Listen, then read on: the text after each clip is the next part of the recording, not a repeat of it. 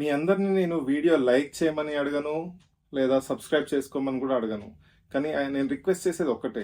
Please ఈ video last దాకా చూడండి. చూసిన తర్వాత నేను చెప్పింది కరెక్టా రాంగా అనేది మీ ఒపీనియన్ని నాకు కమెంట్ చేసి చెప్పండి.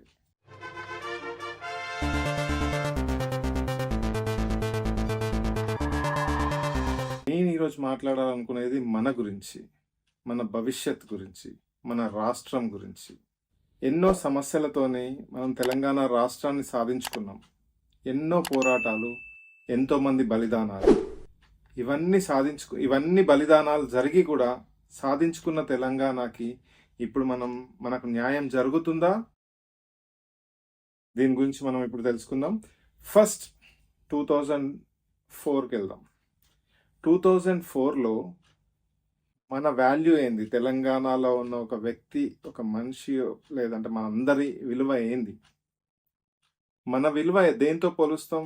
మన ఆస్తితోని కానీ, మనకున్న వస్తువులతో కానీ, లేదంటే మన ఇల్లు, మన సొసైటీతో పాటు మన విలువ పెరగడం తగ్గడం జరుగుతుంది. సో ఆ రోజు 2004, 2005 సంవత్సరంలో నేను వేరే ఏ ఎగ్జాంపుల్ తీసుకోను. నేను నాకు సంబంధించి మా ఊర్లో ఉన్న ఎగ్జాంపుల్ మాత్రమే తీసుకుంటాను. ఆ రోజు మా ఊర్లో ఒక ఎకరం వ్యవసాయ భూమికి 1,00,000 రూపాయలు ఉండేది. కేవలం 1,00,000 రూపాయలు. ఆ పరిస్థితులలో ఆంధ్రాలో కనీసం 20 నుండి 30 లక్షలు ఎకరానికి ఉండేది. అంటే మన తెలంగాణ విలువ ఆ రోజుల్లో ఎంత ఉండే అనేది మీరు గమనించాలి. సో నెక్స్ట్ 2010 to 12-13 మధ్యలో ఎకరానికి మా ఊర్లో 3 లక్షల మట్టుకి సుమారుగా 3 లక్షలు ఉండేది. అంటే అదే టైంలో ఆంధ్రాలో వచ్చేసి అదే 30 నుండి 40 లక్షల మధ్యలో ఉండేది. అంటే ఇక్కడ కూడా చూడండి, ఆంధ్రాకి ఉన్న తెలంగాణకి మధ్య వ్యత్యాసం ఎంతో ఉందో. అంటే మనం ఎంత వెనుకబడిపోయి ఉన్నాము ఆ టైంలో అనేది ఒకటి ఆలోచించండి. ఏదో కొట్లాటలో, బలిదానాలో, నిరాహార దీక్షలో రోడ్ల మీదకి అందరు రావడము, బందులు చేయడము, ఏదో కష్టపడి తెలంగాణ అయితే సాధించుకున్నాం. అది ఎవరి వల్ల అనే విషయం పక్కకు పెట్టండి. అది కేసీఆర్ వలన, రేవంత్ రెడ్డి వలన, ఇంకో నాయకుని వలన, బలిదానాల వలన అనే విషయం మనం పక్కకు పెడదాం. కాకపోతే ఎప్పుడైతే మనం తెలంగాణ సాధించుకున్నామో 2014లో ఎప్పుడైతే మన ఫస్ట్ తెలంగాణ గవర్నమెంట్ ఫామ్ చేసిందో ఆ తర్వాత చూసుకున్నాం. ఆ తర్వాత 2016, 2017 టైం కల్లానే మన దగ్గర, నేను చెప్పేది మళ్ళీ మా ఊర్లో, land value at least per acre 15 lakhs to 20 lakhsకి వచ్చేసింది. చూసారు కదా? అంటే ఇక్కడ డిఫరెన్స్ చూడండి, గ్రోత్ ఎంత ఉంది ఇక్కడ అనేది. కనీసం ఒక 10 నుండి 12 లక్షల రూపాయల growth with in the span of ఒక 4 years. అంటే మన సొంతంగా మన రాష్ట్రం అయిపోయి మన దగ్గర గ్రోత్ కనిపిస్తుంది. మన దగ్గర మన విలువలు పెరుగుతున్నా కొద్దీ ఆటోమేటిక్గా, మన ల్యాండ్ విలువలు పెరుగుతున్నా కొద్దీ ఆటోమేటిక్గా మన విలువ కూడా పెరుగుతూ వస్తుంటుంది. ఎప్పుడు కూడా ఒక దేశమైనా, ఒక రాష్ట్రమైనా కూడా వాళ్ళ విలువలను చూపించేది ఒక బంగారం మీద, ల్యాండ్స్ మీద, ఆస్తుల మీదనే. ఒక మనిషికి విలువ ఉండదు ఎప్పుడు కూడా. ఇప్పుడు నేను రోడ్డు మీద నిల్చున్నా అంటే నాకు 1 రూపాయి విలువ కూడా ఉండదు. నా దగ్గర ఏముందనే దాన్ని బట్టే విలువను కొలుస్తాం. అది మీ అందరికి కూడా తెలుసు. సో ఇలా మనం చూసుకుంటుంటే 2017, 18 అట్లనే ఇప్పుడు 2023 దాకా మా ఊర్లో నా ల్యాండ్ వాల్యూ వచ్చేసి, నాది కాదు, మా ఊర్లో ల్యాండ్ వాల్యూ ఒక ఎకరానికి వచ్చేసి ఒక 35 నుండి 40 లక్షలు దాకా ఉండేది. 50 లక్షలు కూడా ఉంది. కొంచెం రోడ్ మీద ఉన్న భూములకు 50 లక్షల దాకా కూడా ఉంది. ఇదంతా పెరగడానికి గల కారణం ఏమనుకుంటున్నారు మీరు? జస్ట్ తెలంగాణ వచ్చేయంగానే మన విలువలు పెరిగిపోతాయి అనుకుంటున్నారా? లేదు. ఇక్కడే మనం అర్థం చేసుకోవాల్సింది ఏంటంటే, మన తెలంగాణ వచ్చిన తర్వాత ఉండే అడ్మినిస్ట్రేషన్, తెలంగాణకు గ్రోత్ కోసం పాటుపడే యూస్ చేసే టెక్నిక్స్. ఇప్పుడు కాళేశ్వరం ప్రాజెక్ట్ తీసుకోండి. ఒకప్పుడు 2004-05 టైంలో మన ఊర్లలో భూములన్నీ పడావు ఉండేవి. పడావు అంటే మీ అందరికీ తెలుసు, ఖాళీగా ఉండేవి. పంటలు పండించక, నీళ్లు లేక, ఏది లేకుండా ఖాళీగా ఉండేది.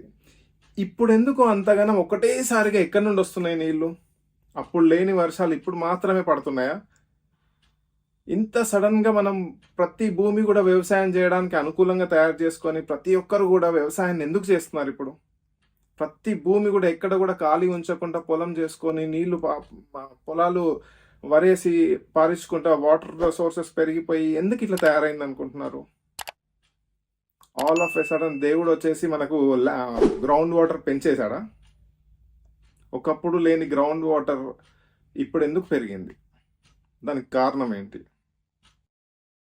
ఈ రోజు మనం ఏదైతే తిట్టుకుంటున్నామో కాళేశ్వరం ప్రాజెక్ట్, ఈ రోజు మనం తిట్టుకోవడం కాదు. ఇన్ఫ్యాక్ట్ ఈ రోజు ఉన్న గవర్నమెంట్ ఏదైతే కాళేశ్వరం ప్రాజెక్ట్ ఎంత వేస్ట్, దానివల్ల ప్రయోజనం లేదు, దానివల్ల ఖర్చు పెరిగిపోయిందని చెప్పేసి ఏదైతే తిడుతుందో, ఆ ప్రాజెక్టే లేకపోతే, ఆ ప్రాజెక్ట్ కనుక అందులో కనుక నీళ్లు వచ్చి అన్ని ప్లేసెస్కి కనుక నీళ్లు పంపించకుండా ఉండుంటే మన గ్రౌండ్ వాటర్ పెరిగేదా? జస్ట్ ఒక 2 పిల్లర్లు కుంగిపోయినాయి అని చెప్పేసి పెద్ద రాద్ధాంతం చేస్తున్నారు. 1,00,000 కోట్లు పెట్టిండ్రు అంటున్నారు. ఆ 1,00,000 కోట్లు పెట్టిన దాన్ని వృధాగా ఎందుకు పోనిస్తున్నారు నేను అడుగుతున్నా. 2 పిల్లర్లు బాగా చేస్తే అయిపోయేదానికి 1,00,000 కోట్లను వృధాగా ఎందుకు పోనిస్తున్నారు? ఎందుకు అంటే అది మంచిగా చేస్తే దానివల్ల వీళ్ళకు పేరు రాదు.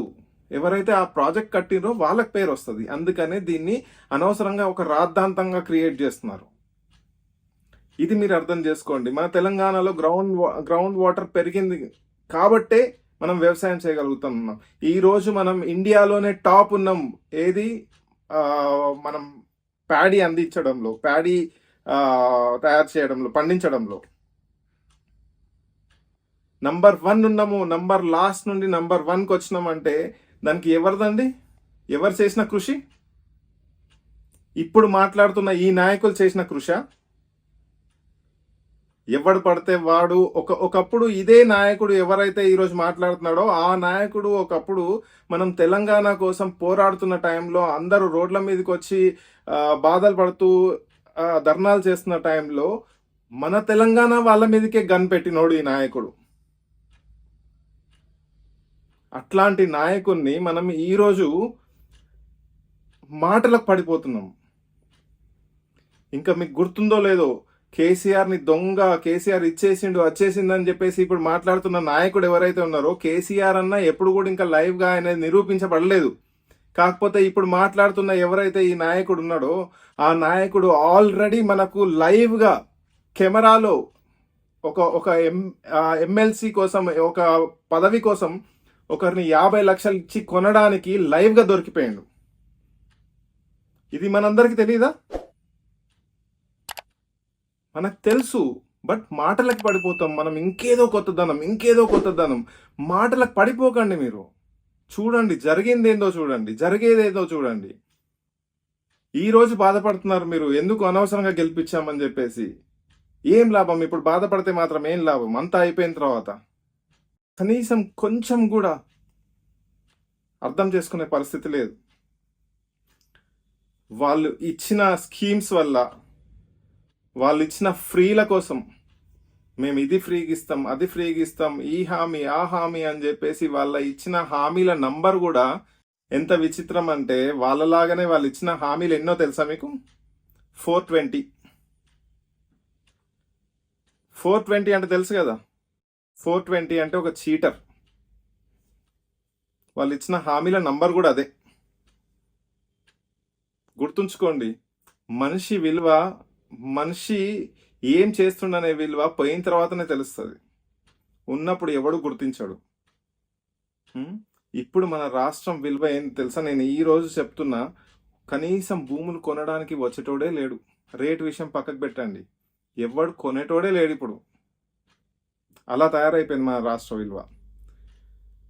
రాగానే ఫస్ట్ గవర్నమెంట్ ఫామ్ చేయంగానే ఫస్ట్ తీసుకొచ్చిన మాట ఏంటండి? కేసీఆర్ 22 కార్లు కొన్నాడు, తన కోసం కొనుక్కొని ఎక్కడనో విజయవాడలో దాచిపెట్టేసి నాటకాలు ఆడుతుండని చెప్పేసి చెప్పిండు. ఇవ్వండి మరి కార్లు. గవర్నమెంట్ వచ్చింది కదా మీది, ఎందుకు దాని మీద ఎంక్వైరీ చేయలేదు కార్ల గురించి? ఏం చేస్తున్నావు మరి ఆ కార్ల గురించి? ఫస్ట్ నువ్వు రాగానే వచ్చిన మాట్లాడిన మాట ఆ 22 కార్ల గురించి, ఆ కార్ల గురించి ఇంతవరకు నువ్వు ఎందుకు తీర్చలేదు? నువ్వు హామీలన్నీ మేము తీరుస్తున్నామని చెప్పేసి అంటున్నావు. ఏం హామీలు తీర్చినావు నువ్వు? రుణమాఫీ తీరుస్తున్నా అన్నావు. నాకు రాలేదు రుణమాఫీ. నాకు రాలేదని చెప్పి నేనేమి బాధతో చెప్తలే. నాకు వస్తుంది రాదు, నాకు కేసీఆర్ టైంలో కూడా రాలేదు. దాని గురించి కాదు, హామీలన్నీ నెరవేర్చిన అని చెప్పడం రాంగ్. ఎందుకంటే ఎగ్జాంపుల్ నేనే, వేరే ఎవరో కాదు, నేను ఎవరి గురించి కూడా మాట్లాడట్లేదు, నేనే ఎగ్జాంపుల్. నాకే రాలేదు. రైతు బంధు అని ఉండేది, అందరూ హాయిగా వచ్చిన డబ్బులతో వ్యవసాయం పెరగడానికి ఒక రకంగా కారణం కూడా అదే. ఏంటంటే వాళ్ళకు టైంకి అందుబాటులో డబ్బులు ఉండడము, అన్నీ ఏదంటే అది వ్యవసాయానికి కావాల్సినవి కొనుక్కోవడం, ఇవన్నీ చేయడం వల్ల సరే కొంతమందికి అనవసరంగా వ్యవసాయం చేయని వాళ్ళకు కూడా పోయింది, అది ఓకే. బట్ దానికోసం అని చెప్పేసి వ్యవసాయం చేసే వాళ్ళకు కూడా అన్యాయం చేస్తామా ఈరోజు మనం? దాన్ని మార్చి మేము 10,000 కాదు 15,000 ఇస్తామని చెప్పేసి రైతు భరోసా అని చెప్పేసి తీసుకొచ్చిండు. ఎన్నిసార్లు వచ్చిందండి రైతు భరోసా? సంవత్సరానికి 2 సార్లు రావాలి. ఓవరాల్గా ఇప్పుడు వాళ్ళు గెలిచినప్పటి నుంచి 2 సార్లు వచ్చింది. అది కూడా ఎలక్షన్స్ కన్నా ముందు రావాల్సిన ఒకసారి ఆపిండు కావాలని. ఎందుకంటే అది కనుక ఇస్తే కేసీఆర్కి ఓట్లు పడతాయేమో అని చెప్పేసి. అదొకసారి, అది కూడా వెంటనే ఇవ్వలేదు. అది కొన్ని నెలలు, 3-4 నెలలు గడిచిన తర్వాత ఖజానా మొత్తం ఖాళీ అయిపోయింది. మేము వస్తే చూస్తే కానీ తెలియలేదంటే నువ్వు ఏం అడ్మినిస్ట్రేషన్ చేస్తావు? రాష్ట్రం బాగుపడాలంటే ఎంతో కొంత పెట్టుబడి పెట్టాలి కదా. ఖాళీ ఖజానా అంటే నువ్వు ఏం చేస్తావు? ఇంకా మరి నువ్వు ఎందుకు సీఎం అయినావు? ఖాళీ ఖజానా అని చెప్పుకోవడానికి సీఎం అవ్వడం ఎందుకు నువ్వు? ఖాళీ ఖజానాతోని కూడా పనిచేసినోడే నిజమైన నాయకుడు. నీ దగ్గర అడ్మినిస్ట్రేషన్ పవర్ ఉంటే ఊరికే ఖజానా ఖాళీ అని చెప్పవు. ఎట్లా అడ్మినిస్ట్రేషన్ చేయాలనేది నిరూపించుకుంటావు నువ్వు చేసి. నా దగ్గర ఏం లేదు అని చెప్పేసి చేతులు ముడుచుకొని కూర్చుంటే కాదు కదా. నీకు కూడా తెలుసు నువ్వు చేసేదంతా తప్పు, నువ్వు మాట్లాడే మాటలన్నీ కూడా రాంగ్ అని చెప్పేసి. బట్ నువ్వు ఏం చేస్తలేవు, నువ్వేం చేయలేవు కాబట్టి అది బయట పడకుండా ఉండడానికి కొత్త నాటకాలన్నీ మొదలు పెడతా ఉంటావు. ఈ రోజు నువ్వు సిబిఐ ఎంక్వైరీ అన్నావు, మొన్నటిదాకా సిట్ అన్నావు కాళేశ్వరం గురించి. సిట్ ఏదో చేసిందని చెప్పేసి ఇప్పుడు సిబిఐ ఎంక్వైరీ అంటున్నావు. ఏం చేస్తారండి సిబిఐ ఎంక్వైరీ చేసి? ఏం చేస్తారు? దానిలో చేసిన వాళ్ళందరూ ఆఫీసర్లందరికీ తెలియదా అప్పుడు ఏం జరుగుతుందనేది? ఆ రోజు మాట్లాడిన ఆఫీసర్లు ఈ రోజు ఎందుకు మాట్లాడగలుగుతారు? రాష్ట్ర ప్రయోజనం కోసమే కదా చేసింది. రాష్ట్ర ప్రజలు బాగుపడ్డారు కదా. ఎంతో కొంత నీళ్ళు అయితే, గ్రౌండ్ వాటర్ అయితే పెరిగింది కదా. ఎంతో కొంత ఏంటండి అసలు నిజంగా. ఫర్ ఎగ్జాంపుల్ నేను చెప్తున్నాను, ఒక వ్యవసాయదారుడికి ఒక 5 ఎకరాల భూమి ఉంటే 2 ఎకరాలు కూడా పండించేవాడు కాదు ఇంతకుముందు.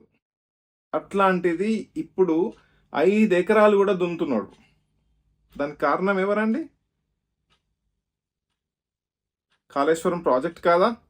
కాళేశ్వరం ప్రాజెక్ట్ ద్వారా నిలిచిన వాళ్ళు అక్కడ నుండి ప్రొక్యూర్ చేసిన నీళ్ల వల్ల గ్రౌండ్ వాటర్ లెవెల్ పెరగలేదా? అనవసరమైన హెచ్చులకు పోయి, అనవసరమైన మాటలకు పోయి ఒకరిని పెద్దగా హీరో చేయడం కోసము ఒక మంచి నాయకుడిని ఎందుకు బద్నాం చేస్తారు మీరు? కేసీఆర్ గొప్ప నేను అన్నాను. కేసీఆర్ గొప్పనా, రేవంత్ రెడ్డి గొప్ప గురించి కాదు. మనకు రాష్ట్రానికి ప్రయోజనం చేసేటోళ్ళు ఎవరు అనేది మనకి ఇంపార్టెంట్. అంతే. ఈ బ్రోకర్ మాటలు మాట్లాడి అందరినీ ఇట్లా రెచ్చగొట్టే మాటలు మాట్లాడేటోడు మనకొద్దు. అట్లాంటి మాటలు మాట్లాడేటోడు ఎప్పుడు హెచ్చులకే పోతాడు, మనకెప్పుడు న్యాయం చేయాలని చూడడు. ఈరోజు ఇన్ని మాట్లాడుతున్నారు రేవంత్ రెడ్డి సంపాదించుకోడా? సరే, కేసీఆర్ సంపాదించిండు, దొంగదారులో సంపాదించిండనే అనుకుందాం. ఈరోజు రేవంత్ రెడ్డి సంపాదించడా? ఆ గ్యారంటీ మీ దగ్గర ఉందా? ఈ గవర్నమెంట్ పోయి ఇంకో గవర్నమెంట్ వచ్చిందంటే మళ్ళీ రేవంత్ రెడ్డి మీద కూడా కేసులు, రేవంత్ రెడ్డి మీద కూడా సిబిఐ ఎంక్వైరీ వస్తుంది.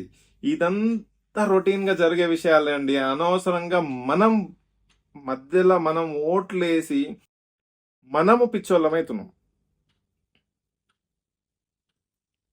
దయచేసి ఇప్పటికైనా మనకు ఏది ప్రయోజనం జరుగుతుంది, ఎవరితోని ప్రయోజనం ఉంటుంది అనేది ఆలోచించుకోండి. ఓట్లు ఆ విధంగా వేయండి, అంతేగాని రెచ్చగొట్టే మాటలకు కాదు ఓట్లు వేసేది. మనకు మంచి జరిగింది అనుకున్నప్పుడు ఇంకెవడో వచ్చి ఫ్రీగా ఇస్తాడట అంటే, ఫ్రీగా ఎవడైనా ఎందుకు ఇస్తాడండి? నీ దగ్గరనే కదా దొబ్బేది. మళ్ళా నీ దగ్గర దొబ్బుతాడు, ఒక దగ్గర ఫ్రీ అంటాడు, ఇంకో దగ్గర నుంచి వెళ్ళి దొబ్బుతాడు. ఇప్పుడు యూరియానే లేదు, మీరు పంటలు పండించుకోవడానికి నీళ్ళ సంగతి పక్కన పెట్టండి, ఇప్పుడు యూరియా కూడా లేదు.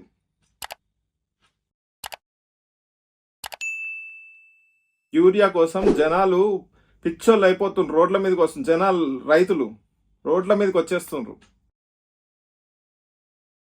లైన్లు, కిలోమీటర్ లైన్లు. ఎందుకండి ఈ కష్టాలన్నీ? మంచిగా జరుగుతున్నప్పుడు మంచిగా పోనిస్తే ఇంకా బాగుపడతాం కదా మనం. పక్క రాష్ట్రం ప్రయోజనం కోసం మనం దిగజారడం ఎందుకు? ఈరోజు మన నాయకుడు చేస్తుంది పక్క రాష్ట్ర ప్రయోజనం కోసం కాదా?